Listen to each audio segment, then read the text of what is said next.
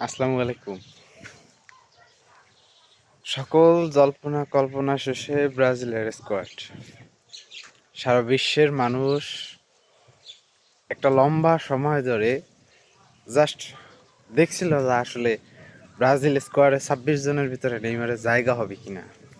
তো অবশেষে finally Neymar স্কোয়াডে।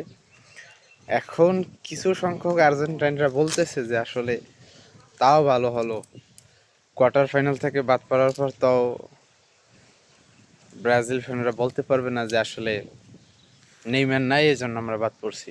এখন ভাইয়া তোমাদের উদ্দেশ্যে কথা হইলো ব্রাজিল বিশ্বকাপ পাবে কি পাবে না সেটা বড় কথা না, কিন্তু ব্রাজিল যেই কয়টা ম্যাচ খেলবে বিশ্বকাপের অধীনে, ব্রাজিলের ভক্ত হিসেবে, নেইমি ভক্ত হিসেবে আমার এবং আরও অনেকের চাওয়া জাস্ট নেইমার জন্য প্রতিটা ম্যাচে অংশগ্রহণ করে।